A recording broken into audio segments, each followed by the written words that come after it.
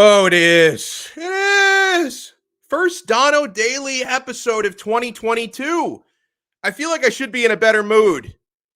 Yeah, honestly, guys, today feels like one of those days where I should be doing the show with a paper bag over my head.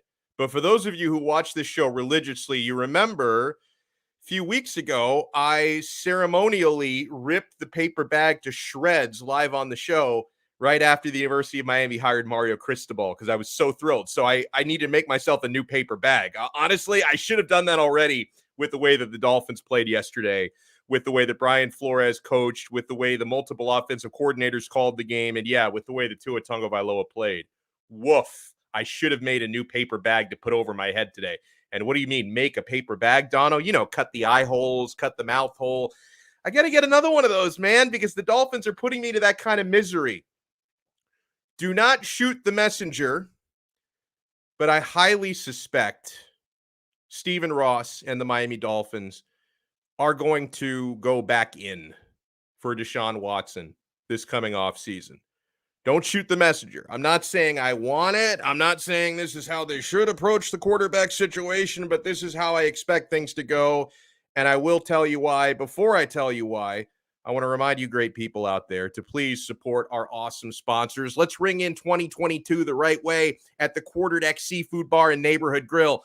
My God, guys, if you finally got over your hangover from New Year's Eve and you're ready to drink again, the Quarterdeck is a great spot to wet your whistle, my friends. 2-for-1 happy hour all day, every day. 2-for-1 drinks. That never ends at the Quarterdeck. The beer is always ice cold, and the seafood is so good, my friends. I love the fresh mahi-mahi. I love to build my own poke bowl at the Quarterdeck. The burgers and sandwiches are fantastic. The Quarterdeck is a great place to watch a game. You want to watch Dolphins versus Patriots this coming Sunday. I know it doesn't mean anything to Miami, but maybe you can at least knock New England down a peg because New England, they're in the playoffs. They've got a chance to win the division. The Dolphins can play spoiler. That game has been flexed, by the way, to 4 p.m. on Sunday. You want to watch any of the Heat games, Florida Panthers games, NFL games. Playoffs are coming up soon. I can highly recommend the Quarterdeck. If you want to find the location nearest to you or visit their menu before you go, check them out online at quarterdeckrestaurants.com. The Quarterdeck, come for the food, stay for the fun.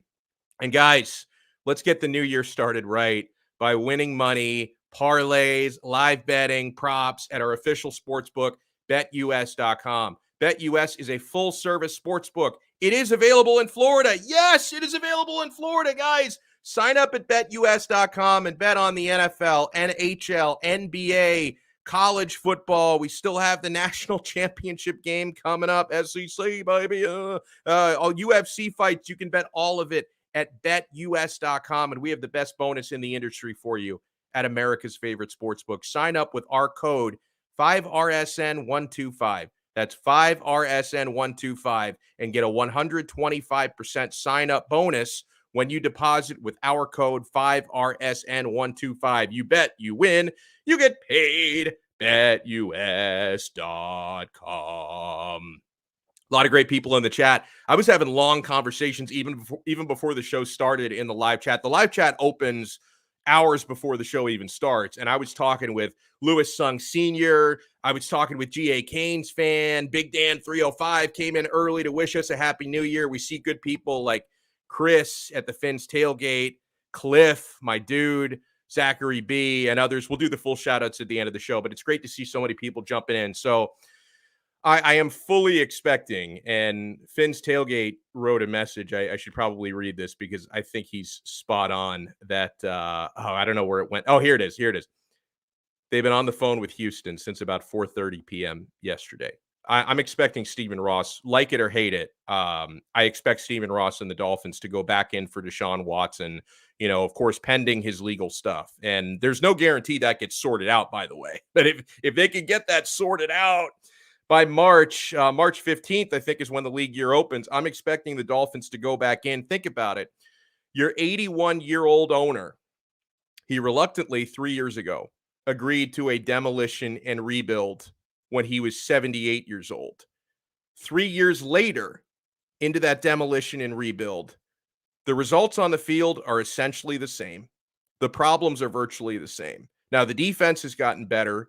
They weren't great yesterday. By the way, in case you're living under a rock, the Dolphins lost 34-3 against the Tennessee Titans, and they are officially eliminated from playoff contention. So I'm sure you all knew that. I just want to I want to make sure that we're all clear on the circumstances right now. You've essentially got the same problems that you had even before Flo and the rebuild and Tua. The defense has gotten better overall, not yesterday. The offense, and especially the offensive line, have gotten worse.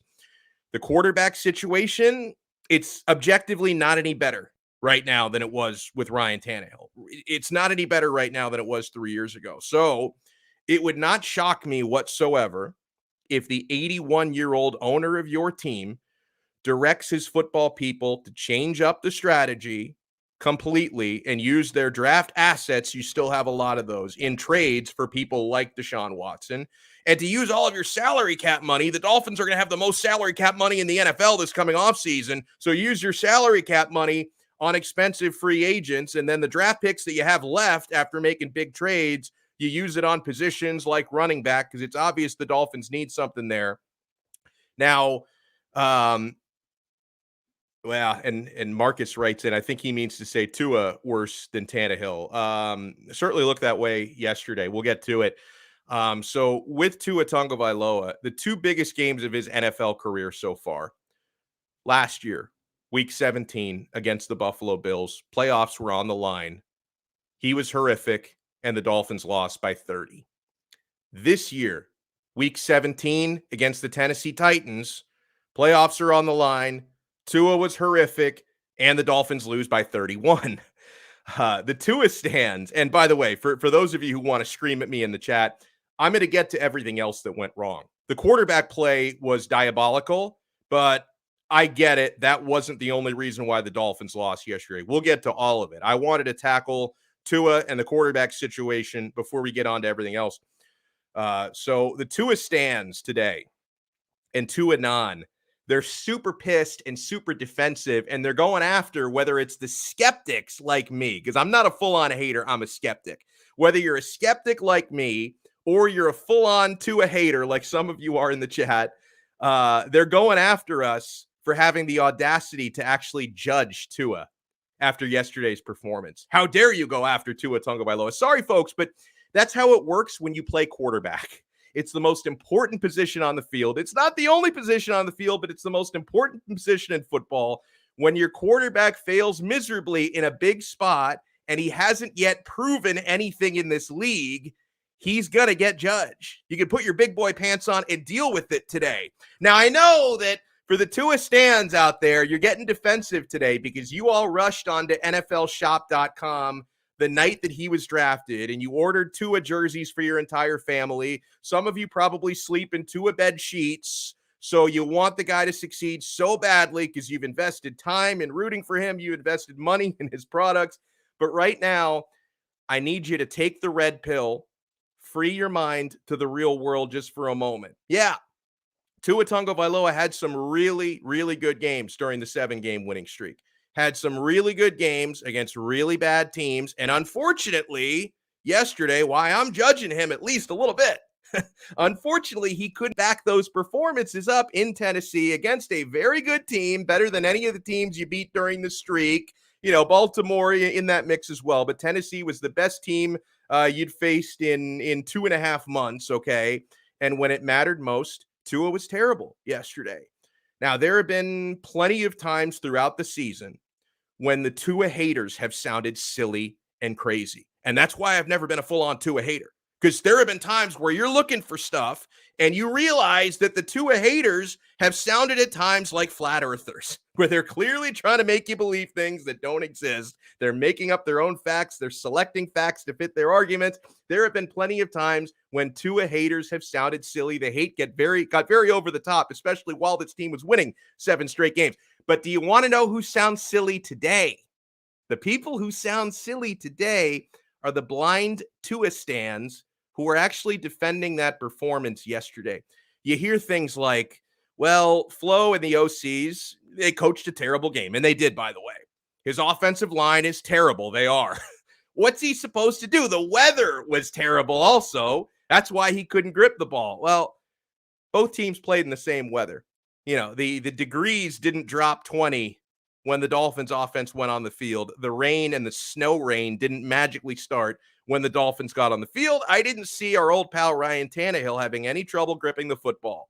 So if there's an issue with Tua playing in the rain and playing in the cold, he better figure that shit out, folks. Better figure that out. If he has issues playing in the rain and the cold, you've got to figure that out pretty quickly, because you play in a division where you have Buffalo, team in New York City, and a team in Boston in your division. You've got to play in those places every year, and a lot of those games are going to get scheduled in November, December, and even the first week of January. You played in Buffalo first week of January last year. Those criticisms, by the way, the ones on the offensive line and the coaching, are absolutely true, by the way. I'm not denying that. I'm not going to be one of those people who says everything's great except Tua, it's all Tua's fault. That's why I can never be a full-on Tua hater. I am a Tua skeptic. Tua is not the only problem, but you need to admit that his limitations can be a problem and were a problem yesterday. So if you're going to blame that performance yesterday, that Dolphins ass kicking, because you got your asses handed to you 34-3, if you're going to blame that on everyone but Tua, your argument holds no weight to me whatsoever when he's missing wide open throws and committing unforced errors like fumbles where he's not even touched by the defense.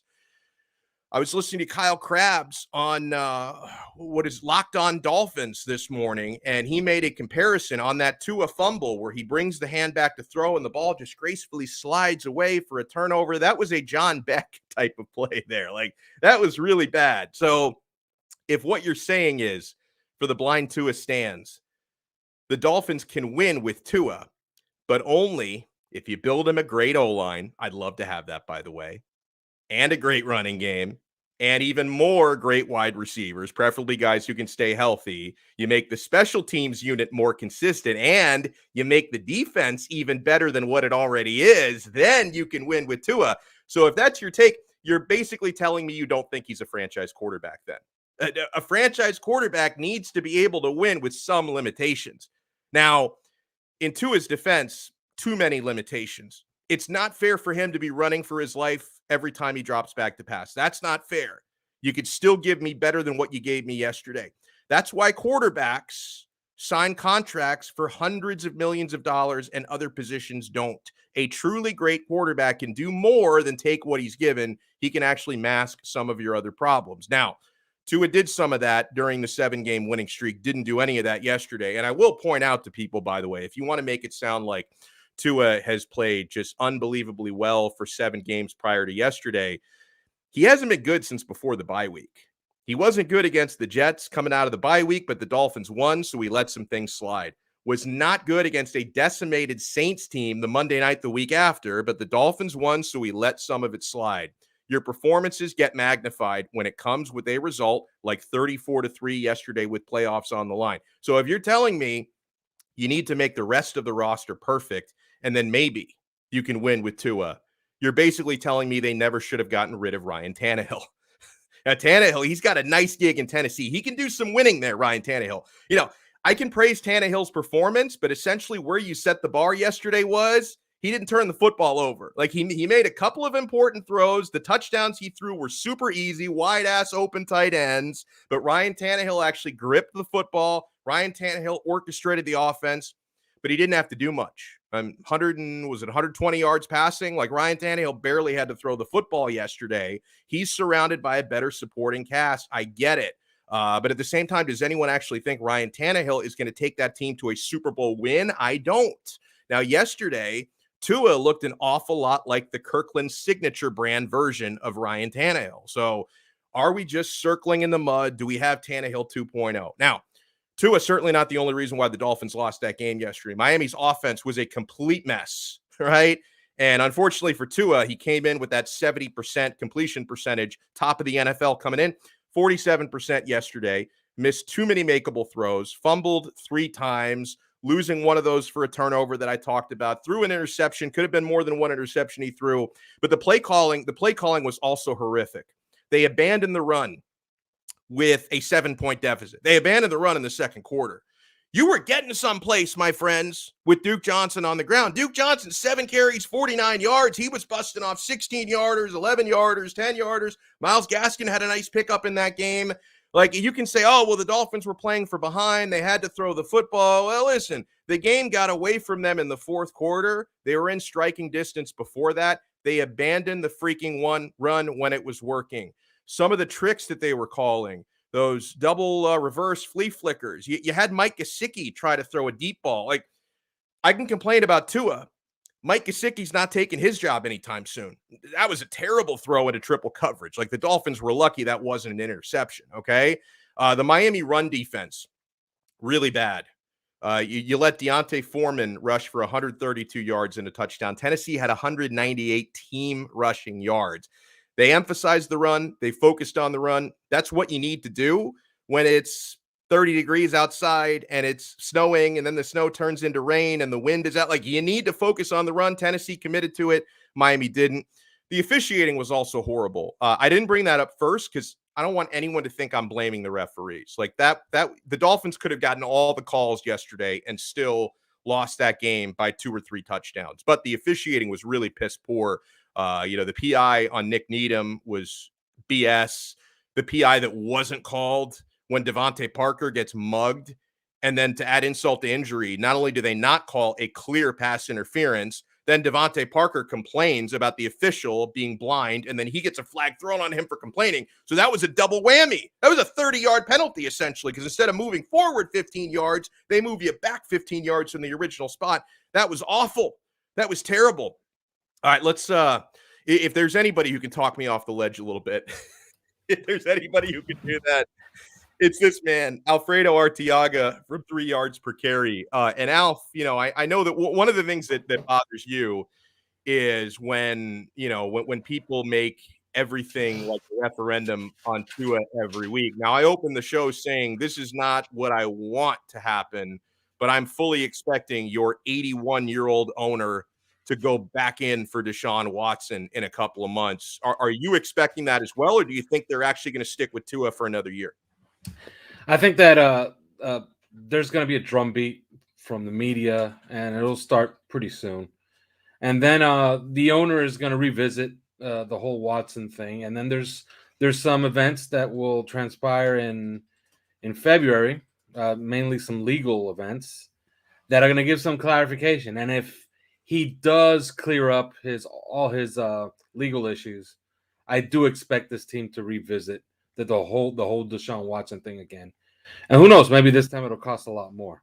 Yeah, that's a good point. And you're right, because if he gets the legal stuff sorted out, then won't the asking price automatically go up? And it doesn't seem like Houston lowered the asking price much anyway, but if they actually get clarity, then it's going to skyrocket. Yeah, I see that don't you get the sense that Nick Caserio really doesn't want to trade him? No. Like, he's sitting around and he's just buying, he's trying to buy time, and he's trying to think, he's thinking to himself, maybe Davis Mills is a nice player, but maybe now I can trade Davis Mills for like a second-round pick and help build the team and get Deshaun Watson back in the fold. I think there's always been something in the back of my mind that, that's always told me, why would you want to trade this guy? If he's cleared, if everything's all fine, the only reason you want to trade him is because he asked out. Now how many guys ask out and actually get their wish in the NFL? Very, very, very few. Even Aaron Rodgers didn't get his wish. That's a great point. He got a promise of a reworking of the contract where they take 1 year off. The last time I checked, he's still under contract. Green Bay can actually tell Aaron Rodgers, you know what? We lied. You're playing another year for us. You're still really good. Just kidding. We're not ready to move on. Yeah, we're not going to trade you. But it's, I don't know. I think they'll revisit it. It'll be expensive, and we'll be there once again. In my opinion, they've done Tua no favors, and it's kind of obvious the problems with this team. The problems with this team is that they have half a team. They have half a team and they have a young quarterback. Yeah. That's it. Now let's talk about coaching because I understand that the Dolphins just losing, if you just take your eyes off the scoreboard for a second, the Dolphins losing that game yesterday is not in itself surprising. I mean, you and I both know very difficult to win 7 straight games. Very difficult to think that a team that started 1-7 would end up being in the playoffs. So, like, big picture, we can't be too shocked that they lose that game. But just the way that they lost, it magnifies a lot of things, and we have to have a lot of tough conversations. Brian Flores, I mean, there's a lot to unpack there, Alf, where I'm really not sold on a lot of things with Flo, and some of it is in-game management, but also a big part of it is you would think at this point, all the time that he spent as a high-level assistant in New England and now 3 years as a head coach, surely by this time you would have built up a better network and just do a better job hiring coaches. Like, you've got an offensive line coach who really has no business being that high on the food chain right now. I mean, listen, I know that the Dolphins had some decent games, but the offensive coordinator experiment, the way that they've done it, I think you can mark that as a failure. It's like, I mean, you look at Flo. How do you feel about Flo now compared to, say, a year ago? Yeah, it's still the same. What they did on the offensive line, of course, it's a disaster. Yeah. Okay, they need a new coach there. It's I never unless it's extremely obvious.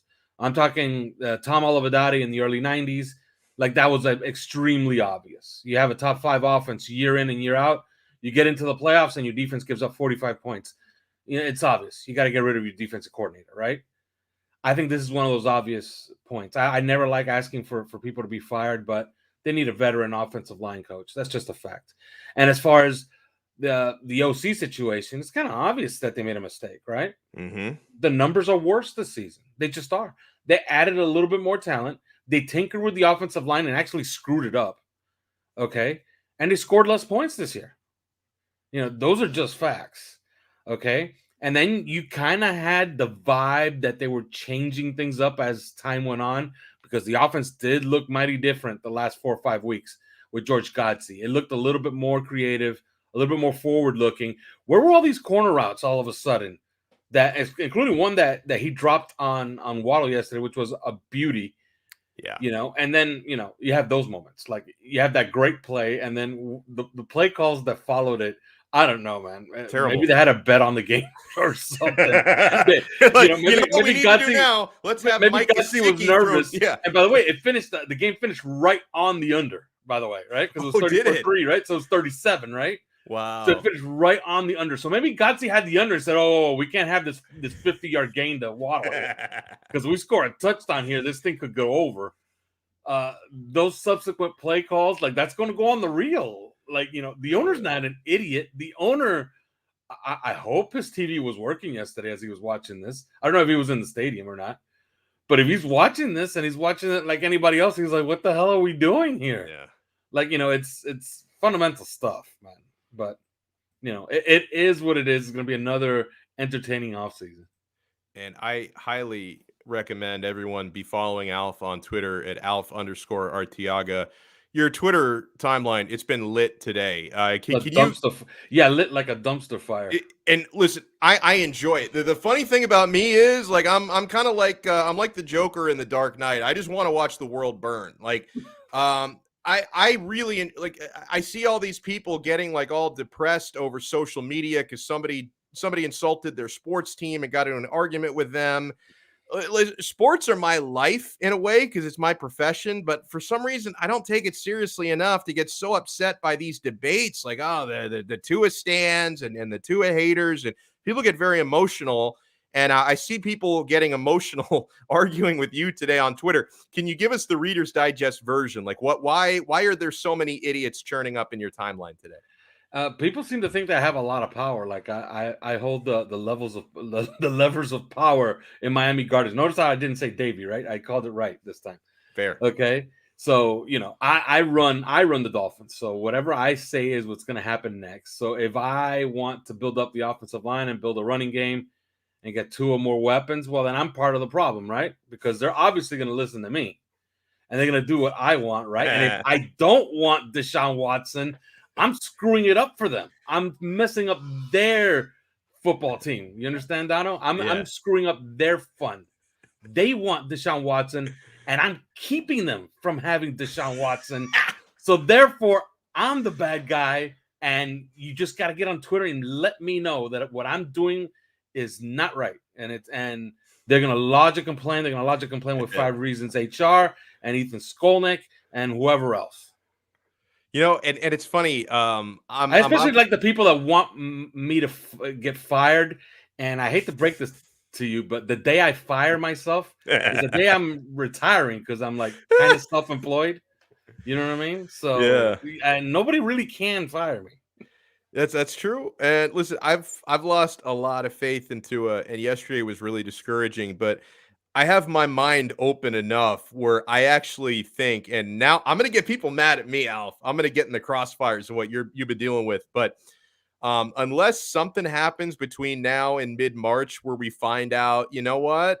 Everybody was lying about Deshaun Watson. He did nothing. This is a grand conspiracy against him. Unless we find something out like that, I would kind of say for as much as I don't have a whole lot of faith in Tua, I would at least, to be fair, for a team that has a lot of draft capital and also a lot of money to spend under the cap this coming season, at least give him a real opportunity next year. And hey, if we gave Ryan Tannehill 7 years, I think we can give Tua Tagovailoa 3. So I would not be completely opposed to the idea that, you actually go out and sign offensive linemen in free agency, because I don't really trust this group to evaluate these guys coming out of college. I think you may have to go more so the free agent route for that. Try to either draft or sign yourself an actual number 1 running back. And then maybe we could actually evaluate Tua with a full deck of cards next year. And even if I still would not expect him to succeed to the level I would like him to, even with all those things, at least give him that. Because another thing is, when you just used a 5th overall pick on a quarterback a couple of years ago, it'll be a little bit frustrating, and you're not going to have a 5th overall pick. You're going to have whatever number San Francisco's first round pick ends up being. But it'd be a little frustrating to me 2 years after using a 5th overall pick on a quarterback, then to use another first round pick on a quarterback. And, if it turns out, hey, Deshaun Watson is not through his legal trouble, that would be a huge gamble to get that guy. So honestly, I think the sensible thing to do, even if I'm not completely on board with Tua Tagovailoa, the sensible thing to do might be to actually try and give him a fair year of evaluation next year. I tend to agree with you. And you got to understand, in 2023, they have 2 first-round picks. So they have the ammunition, right? So you got the ammo. If it doesn't work out this year, and then some people are going to say, yeah, but maybe Aaron Rodgers and Russell Wilson and Deshaun Watson are not available then. Maybe they are. Yeah.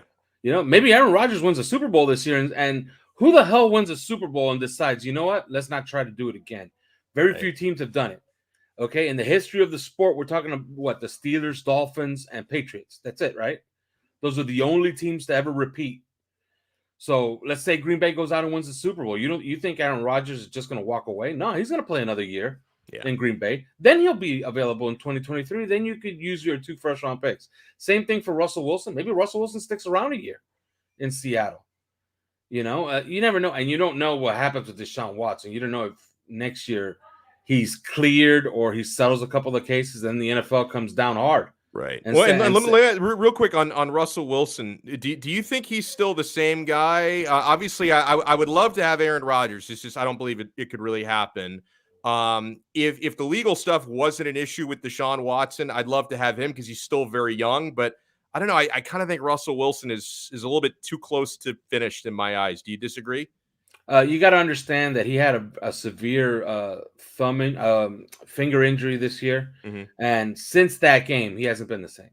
But I could point to games before the finger injury, and he was damn good. He was the same Russell Wilson. So, if you think about any of these guys that you're gonna get, they're gonna be damaged in some way. One legally, one by age.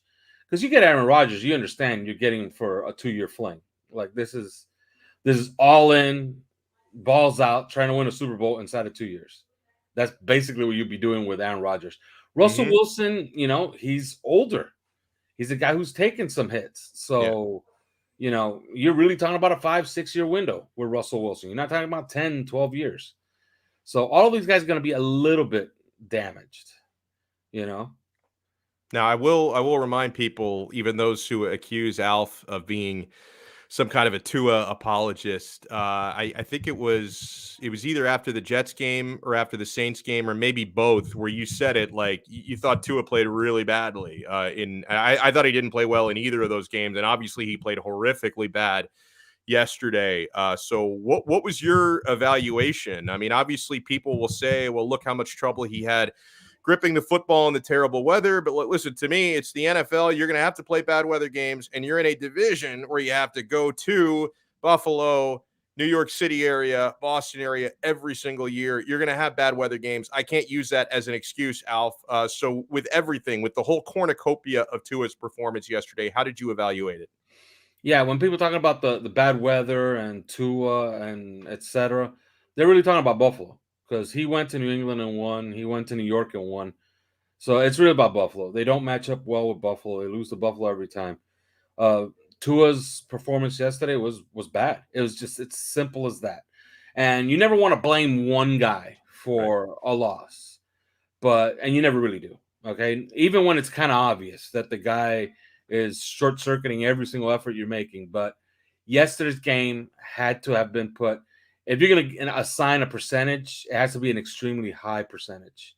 And let's call it something like 70% Tua, 30% run defense. Yeah. Bingo. Okay. Bingo. And if you're gonna blame the run defense, look, Duke Johnson had some success. I think the footing in that stadium was awful, and I think it was contributing to some run success on both teams. Of course, one team ran it 40 times, the other one ran it 16. I'll let you guess which one was the one that ran it 16 times. Yeah, I saw the stat yesterday just to put percentages on it. Tennessee ran the football 66% of their offensive downs, which sounds like what you should do at weather like that. Dolphins only ran it 26% of their offensive downs. And I know they were playing from behind, but they weren't playing from that far behind, Alf. I mean, listen, it got away from them in the fourth quarter, but for most of that game, they were down 1 or 2 touchdowns and they abandoned the run way No, too I'll soon. give it to you. I'll give you right here. It's we're talking the what was it? The four. It's late in the third quarter. The score's 17-3. Tua completes that 48-yard bomb to Waddle. You're in scoring position. You get a touchdown there. You're down a touchdown with an entire quarter to go. Mm. And you have a defense you trust, right? So it's a game. But no, they managed to make every single mistake possible after that. And yeah, they got some bad, the play calling was bad, but the referees, it's a broken record at this point. Yeah. They're bad, and they were bad against Miami again yesterday. But usually when officials make such a difference, your team is the problem, not the officials. They may have screwed you over, but usually when it comes down to a call, like when you could point to one call made the whole difference. Usually it's your team that's playing right on the edge of winning or losing. They just got to be better to overcome those things. People take bad calls, man. Yeah. Like I watch a lot of NFL football. There's bad calls being made against everybody in the NFL. Some of those teams overcome them. Dolphins couldn't.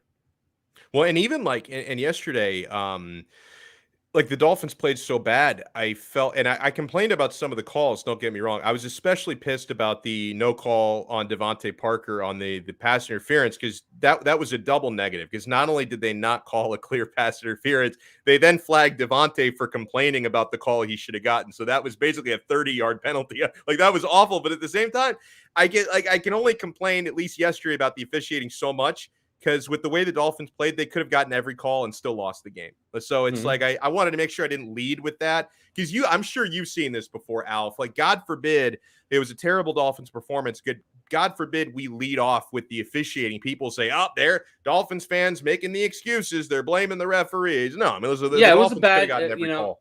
yeah, it was a terrible no call. Like it was clear cut pass interference. It should have been first down at the 14-yard line for Miami, down 17-3, trying to go in and make this a game. Like they got screwed, and it was obvious. You could see it on the replay. Devontae Parker gets pulled down, and not only was he getting pulled down, but he was getting grabbed the entire route. And Janoris Jenkins hooked his arm to the point where he hugged him around the arm.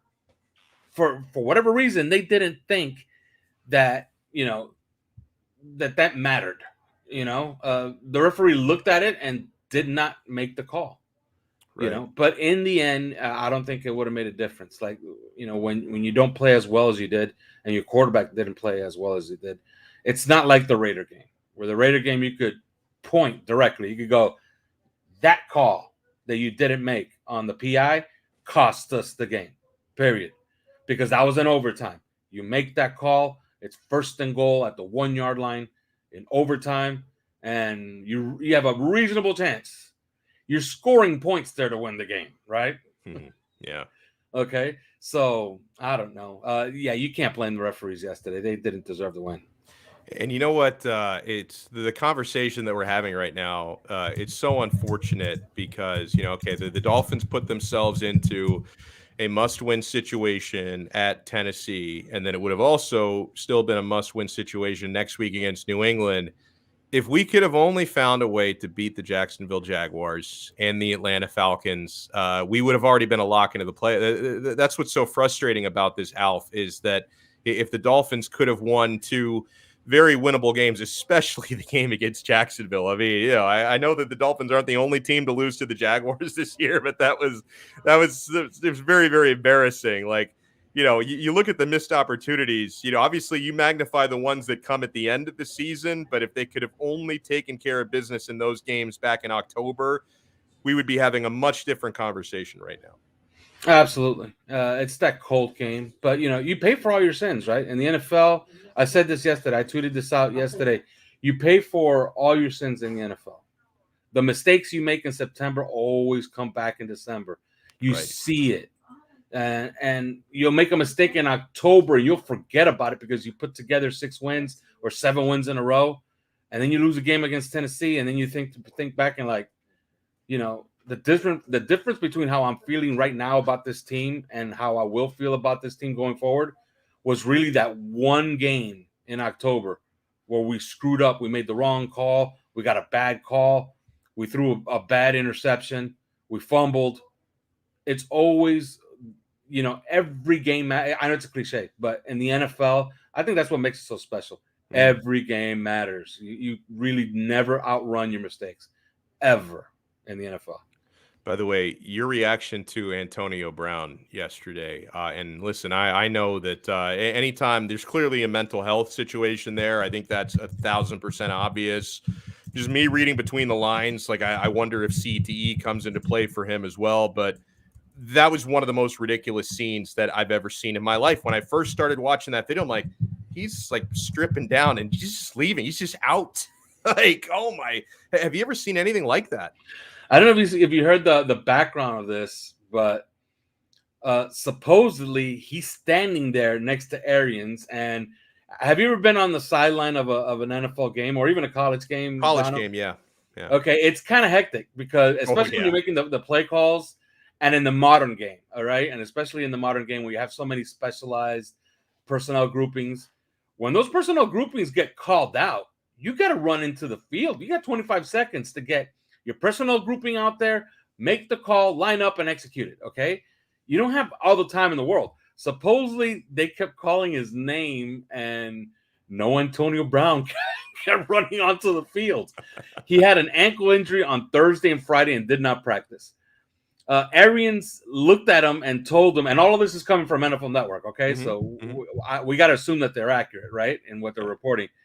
Supposedly, Arians looks at Antonio Brown and tells him, when we call your name to go into the game, you go into the game. And then he tells him, no, my ankle is not good. I can't go into the game.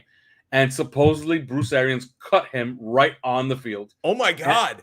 Yes. And when he cut him right on the field, that's when he took off his pads and put on that whole display in the end zone, which was ridiculous. And by the way, some good reporting has been made on this. He was like inches away, really. Like I'm talking about 5 catches. Yeah, like for all those bonuses. Yards, like almost $1 million in bonuses. 3 different bonuses. He was like a couple of catches and a couple of yards away from it. It was $333,000 for each of them. So yeah, he was right there. I'm sorry. Like, look, there's maybe we shouldn't laugh about this, but there's something. Look, this always happens. Okay, when a guy's really, really, really talented, they'll make excuses for him. They'll give him even more chances than he probably deserves. But I think it's kind of obvious at this point that there's something wrong with him, and he probably should not be playing NFL football. Okay, let's just say that. You know, I'm not saying that he should be suspended. I'm saying that he should seek some help elsewhere. There's something wrong with him. 100%. Yeah, I couldn't disagree with that. I want you to answer this one on the way out, because I love sometimes like the most direct questions are the best questions, because, you know, neither of us have any leeway to beat around the bush on this one.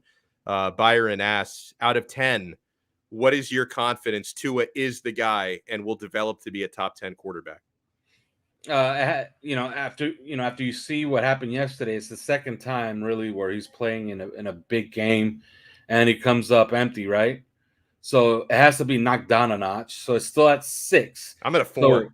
So, 4. You must have really been shaken to the core from that game yesterday. Yeah, because I think at 5 you're waiting and seeing. At 6, you kind of think that there's something there, right? At 7, you're feeling good about it. At 8, you know. At 9, he's almost there. At 10, okay, we got there. We got a top 10 quarterback, right? Yep. So, I used to be at 5. This season put me at a 6. I was approaching had he won yesterday, and of course finished the job next week, I would have been at 8. I would have been parading up and down Twitter, talking about we got our guy, right? That didn't happen. So knock me down a couple of pegs. So we're back to 6. He has to rebuild the faith there. Yeah, he took me from I was at probably about a 5.5 before yesterday, maybe a 5, because the way that you described 5 again for me, the way that you did a minute ago. Yeah, and I'll 5 tell you. could go either way, but you want to see more. Okay, I was at a 5 then. Okay, so I was only knocked down 1 peg. I went from a 5 to a 4. At 4, you're thinking about pulling the plug already. You know what I mean? Yeah, I'm totally thinking about pulling the plug. The thing is, like, I don't think there's like as simple of a solution as people think there is, because some people think all your problems are solved if you just trade a ton of draft picks for Deshaun Watson. Like, I worry so much about the legal stuff, and now he's been out of football for a pretty long time by the time. Like, I don't think that's just a slam dunk to bring him in and fix everything. I also think there is work to be done on the roster, especially on the offensive line. At the same time, I don't necessarily think if you fix the O-line and you fix the running game that makes Tua a franchise quarterback. I think that makes him Ryan Tannehill at the Tennessee Titans, honestly. I think that's where I'm going with this, that you can win with him, but everything else has to be great, borderline perfect, and I put Tannehill in that same category. That's kind of where I'm at with Tua, that everything else has to be spot on to win with that guy. I think you got to play to his strength. That's like a bare minimum, right? Yeah. Like, he's a really good RPO quarterback. In fact, he's the best RPO quarterback in the NFL. What is the RPO? Run pass option. You don't have the R part. It's as simple as that. Yeah. Pass option, PPO. So at the bare minimum, you might not need to go get Jamar Chase and Jerry Rice and Andre Johnson. Okay. Right. You don't have to load up the receiver core, but his style of play as an RPO quarterback, he needs a real running back. And if you got a good running back, you got to go get a good offensive line, right? So at the bare minimum, he has to have a better offensive line and a top-notch running back. That's just a fact. Without that, his RPO just can't function. So I guess the question would be, and obviously the RPO thing isn't in the conversation with a lot of other quarterbacks, but how many quarterbacks do you think can win big in this league with a bad O-line and a bad running game? And still, I think other quarterbacks could do better here than Tua did yesterday, but how many can actually take you where you want to go without those things? Yeah, that's a great question, right? Because when you look back, like even Aaron Rodgers, in my opinion, Aaron Rodgers is the best quarterback in football. Same. Yeah, he has a great run game. He has a sledgehammer run game. Okay. And then Patrick Mahomes every once in a while gets, a run game to mask their issues.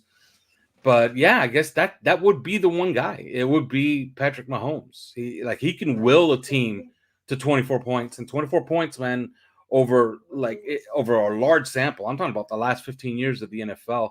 Like, that's the baseline. The baseline, I keep telling everybody, because everybody wants to get down to the nitty-gritty of points. 25.7, 24.8. What do you need? The nitty-gritty, last 15 years, the baseline is 3 touchdowns. If your offense can produce 3 touchdowns, you win. I believe it's something like 88% of NFL games. Okay. Wow. So you got to get to 3 touchdowns. Forget about the field goal. The field goals come. If you're scoring 3 touchdowns, Right. trust me, you're going to get opportunities at field goals, which means you're going to be pushing somewhere around 27 points. But it's the 3 touchdown threshold. This offense is nowhere near that. Nowhere near. Excellent stuff as always. You can check out Alf. This is a podcast you need to have in your life. 3 yards per carry, which is part of the 5 Reasons Sports Network family. Have you dropped the episode yet today, reviewing yesterday? If not, when can people expect it? No, we're going to do 2 parts today. So it's going to be a longer episode. So I'll be recording like all night, basically. So wow, good on you. So yeah, we'll be recording one at 7 and another one at 9. So I guess look for us late, like maybe 10, 11 or so. So long after I'm asleep, I'll wake up to it tomorrow. I go to bed very early. All right. Good stuff, Alf. Thank you so much, man. No, thank you for having me. Make sure you follow him on Twitter at Alf_Artiaga. And yeah, make sure you get 3 yards per carry in your life. Huge thank you to Devin Jordan for the super chat. Oh, if you guys, if you could ever spare some loose change for us to make a donation here on the chat, the super chat, we really appreciate it. Devin says, Donno, I am one of the biggest Tua supporters, but I'm at the point now it's time to trade all of our draft picks for an elite quarterback. Yeah, that was the type of performance yesterday. It rocks you to the core. That's like anybody who was a flat earther before Sputnik went up into space. I don't know if Sputnik took pictures or not, but whenever it was, like the first time you had pictures from orbit of, the actual curvature of the earth, anybody who was holding out like, no, you know what? We're the center of the universe right here. The earth is flat. This is all that nonsense from them scientists talking about round planet. This is a flat earth, my friends. Look, if that was your thinking before, and some people still feel that way, by the way, there are still flat earthers to this day. But I imagine probably the worst day in flat earther history, that was like Armageddon for them, was when we started getting photos like from space. Because I'm sure that a lot of people converted that day, right? There are still some holdouts. A lot of people converted that day. So it's like, oh my God, they're taking photographs up there. Jesus, it is round. Oh my God. Oh, Copernicus wasn't lying. Galileo, he actually knew something. Oh no. So basically yesterday, to the people in the Tua cult, yesterday was an Armageddon type of event. Like that was the sort of event that kind of shakes your belief to its core. There are still some people out there, plenty of people out there who still have faith. No, it's not him. It's everybody else. Don't worry. Tua is great. Everybody else just let him down. What's he supposed to do? There are still some of those holdouts out there, but that was not a good day for the Tua stan yesterday. That's the type of day that makes you question your beliefs, man. That is in the trading game, they call that a black swan event. That was what that was. It was a G.A. Kane fan writes in, all good Catholics think the world is fast. I think he means flat. At least that is what the church told their followers. Well, listen, man, I I don't know. I've been to Catholic mass before. I don't remember any flat earth sermons, in the last 30 years, but maybe a few people out there. I don't know, man. So huge thanks, Devin, for the super chat. I'm going to throw shout outs to everybody in the chat in just a second. I want to remind you about one of our newest partners here on Donno Daily. They've been a partner of 5 Reasons Sports for a long time. In fact, they've been with me on our 5 Rings Canes podcast for, I think we're into 2 seasons with them. So almost 2 years. Prize Picks. Guys, Prize Picks, they are now the official fantasy sports sponsor of the 5 Reasons Sports Network. They will hook you up, my friends. Are you tired of losing in fantasy sports? Times are changing. Now it's just you versus the numbers. Prize Picks is the perfect place for you, whether the injury bug ruined your season-long team or you're a seasoned vet in the daily fantasy space. On Prize Picks, you simply select 2, 3, 4, or 5 players and predict if they go over or under their fantasy projection. It's really easy to do. It only takes you a few seconds to make your selections. And guys, it's a whole lot of fun. So if you think, if you thought Duke Johnson was going to hit his over yesterday, I don't think he did. You would select over. You lock in parlays to win real money. You can make 10 times your money for getting 4 predictions correct Entries are so simple. They can be made in less than 60 seconds. I think I make mine in like 35, 40 seconds sometimes. Sign up today at prizepicks.com or on the Prize Picks app and use our code 5. Spell it out, FIVE. Use our code 5 and get a 100% match on your first deposit up to $100. Prize Picks truly is daily fantasy simplified. My friends, I hope to see some of you out there soon at the Quarterdeck Seafood Bar and Neighborhood Grill. The Quarterdeck, they're like a member of my family. They've been with me on my shows going back a little over a decade now. I'm so happy they're with us here on 5 Reasons Sports. Quarterdeck Seafood Bar and Neighborhood Grill. They have awesome food, guys. The seafood is so fresh. The burgers and sandwiches are ridiculously good. The baby back ribs are tremendous. They're so tender and so flavorful. Something that I think is very underrated about the Quarterdeck is you can customize your side orders, right? If you feel like regular fries or curly fries or sweet potato fries or tater tots, that's my personal go-to. I love tater tots or mac and cheese. There are so many side options at the Quarterdeck. It's a great place to wet your whistle. 2-for-1 happy hour all day, every day. That literally never ends. As long as they're open, you've got 2-for-1 happy hour. Just ask for the 2-for-1 drinks, and they're going to give you a hookup out there.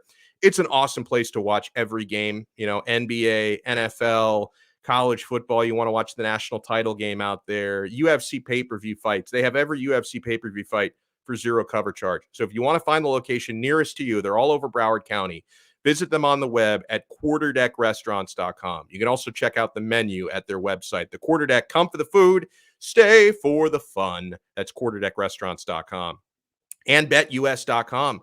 We've created so many happy converts to America's favorite sports book. I know some of you were using that app that got suspended a while back. BetUS, they're never suspended. And yes, you can use it in Florida. They're America's favorite sports book because you can get odds on everything, including live betting on all of it. And they've got the best bonus in the industry. You can get that bonus by signing up with our code 5RSN125. When you make your first deposit, use our code. You can even use it for later deposits. But when you make your first deposit, make sure you use our code 5RSN125, and they're going to give you a 125% sign-up bonus. Best deal in the sports betting industry. Bet sports, play in their online casino. It's like having Las Vegas in your pocket. I play blackjack in there for real money. They've got all sorts of table games and slot games. It's so much fun. And in all the sports betting, horses included, they even have pop culture prop bets. You get live betting on all of it. So check it out. You bet, you win, you get paid. BetUS.com. All right, let's send out some shout outs out there. DP, Tua showed at least some of us that he is what he thought he was, what we thought he was, a game manager. Tannehill 2.0. Ryan Tua Hill, sadly, I think is what he is.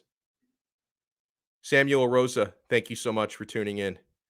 Tua has masked the 32nd O-line and 32nd running game, and he ran RPO without a running game. Tua is far better than Tannehill. His OC pulled out his running game, and Tannehill had a running. I think it would be sensible to give Tua another year, but I fear he is not the answer. Andy from Scotland, he's in Qatar today. He's doing work travel. How's the food in Qatar, Andy? And is that a dry country? Because I'd love to. Oh, and look at this. I'm reading his message now. I was like yammering because I want to know more about Qatar. But he says he's got his 14-year-old son here in Qatar with him, listening to me for the first time. Thank you so much. His son, Lewis, huge Dolphins and Canes fan. Oh, he plays wide receiver for his team in Scotland. That is awesome. Can he get a shout out, please? Lewis, huge shout out. And by the way, Lewis, he's going to dominate so much because I know that he's got a great coach at home in Andy who watches so much football and so much film. Lewis is probably dominating so much in the Scottish American football scene. This dude's going to end up probably getting a scholarship from the University of Miami. How great would that be? How great would that be if in 4 years we're talking about Lewis Cornell playing wide receiver for Mario Cristobal? I would love to see that. Let's make that happen. Big shout out to Lewis, who's watching us for the first time. Orestes, thank you so much. He says, I don't think Tua is the guy. Markins, thank you so much for watching. Am I crazy for thinking that Dolphin fans shouldn't have had playoff aspirations in the first place? I thought the whole point of this year was just to see what Tua got. Yeah, so exactly. How did we win either way? Like, and I agree with you. Like after a 1-7 start, the 7-game winning streak was a lot of fun. I still knew it was going to be a very slim opportunity having to beat Tennessee and New England to get in. I knew that was a long shot. I can't say I'm that disappointed about not qualifying for the playoffs after the way the season started. I'm really disappointed though in the entire team having no fight whatsoever, and everybody fucked up yesterday.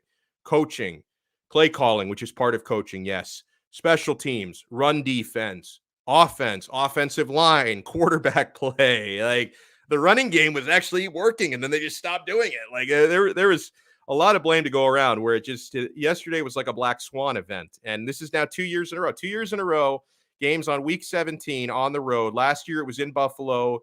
Tua played terrible. Dolphins played terrible. They got blown out by 30. They could have made the playoffs if they won that game. Week 17 this year, you would have at least stayed in the playoff hunt by winning this game, and your percentages would have gone way up. Tua plays terrible. Entire team plays terrible. Get blown out by 31. So it's, this is a story of my life. I've been a Dolphin fan for I'm 37 years old. I've been, a conscious Dolphins fan for like 33 years. And I caught the tail end of not really even the tail end. I caught a lot of Marino. No Super Bowls won, unfortunately, during that time. And since then, I have known only disappointment, unfortunately. Hello to Turbo Duran. Yeah, Raider hater. I don't know. I mean, we're not really Raider haters in here. I'm indifferent about the Raiders. I like Las Vegas. I've never been to Oakland. I don't know what that was like, but Vegas, I love it. Samuel, I think I already shouted him out. Big Dan 305, thank you so much. GA Kane fan, thanks so much for watching. TJ Peterson, thank you so much. Chris, who runs the Finn's Tailgate account, check out his content, by the way, as well. He does a good YouTube show talking a lot of Dolphins. Make sure you support, because I think it's really important in this community of creators, over the internet, that it's better to make friends than enemies. Like I honestly, I don't view other creators as competition, because I think there's enough people out there and there's enough hours in the day. Like if you listen to content from other YouTube accounts or other podcasts, like it doesn't bother me. Consume as much as you want to. And there are some really good people in this space that I'm friendly with. So support the work of others, man. I would love it if like people only listen to 5 Reasons Sports, or if everybody listened and watched 5 Reasons Sports, but I want to support some of the other great creators out there as well. Brooklyn Rob, thank you so much for tuning in. Let's see who have not. Oh, again, huge thanks for the super chat. Devin Jordan, you are a mensch. Jonathan Clark, thank you so much. He said, ever since Dan Marino retired, we haven't replaced him. Yeah, and it's been 22 years now. Yeah, more than half of my life. Wonderful to think about it from that standpoint. Byron Wilkinson, thank you so much. By the way, always rave reviews when Alfredo Arteaga joins us. He's really popular. Big John Stud, who we talked to on Wednesdays, is super popular. We have Barry Barger has become a show favorite. We got a lot of great people who join us every week. And yeah, Alfredo is last week. He came on Tuesday because it was the day after the Dolphins Saints game. He usually joins us on Mondays. All right, I got to get out of here. So let me throw out a few more quick shout outs here. Who have I not shouted out yet? Rafe, thank you so much for tuning in. Yeah, the Nick Needham call, that bad call was terrible. Alexander Perez Sans, who's very sad today. I'm with you. I think this is a sad day for Dolphin fans. It's a sad day for Tua stands, sad day for every Dolphin fan. Very, very sad day for all of us. Florida guy, FL guy, thank you so much for tuning in. Alejandro Lopez, thank you so much for tuning in. Andres, thank you so much for tuning in. He does not want to give Tua another year. Lewis Sung Sr., I love it. And of course, his son, Lewis Jr., is a big part of the 5 Reasons Network on our Dolphins coverage. So support the entire Sung family because they are awesome. Marlon, thank you so much for watching. B Smokey, thank you so much for watching. Forgive me if I'm not reading all these because I was supposed to be done right at 4, and it's it's about to be 4. Martina Davies, thank you so much. Let's see. Anybody else? Anybody else? Zachary B, thank you so much. Who have I not shouted out? Marcus Hunter, VLKV, who I'm friendly with on Twitter as well. Thank you for tuning in.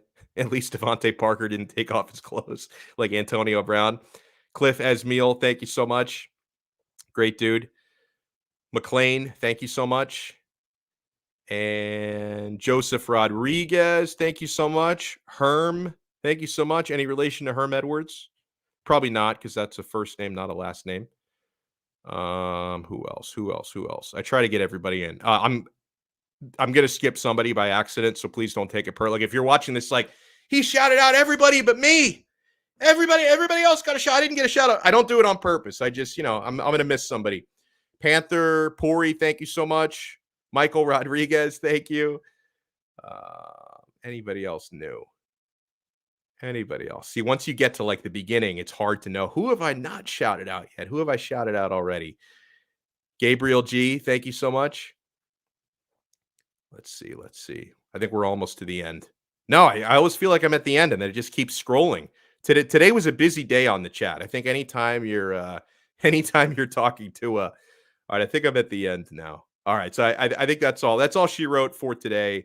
If I skipped anybody, it's because I hate you. What can I say? It was not deliberate. Believe me, I love everybody. All right, we'll talk to you guys again tomorrow. Huge shout out. Make sure you support our sponsors. And we will talk to you guys again, same time, 3 p.m. tomorrow, right here on Donno Daily on the 5 Reasons Sports Network. Ciao.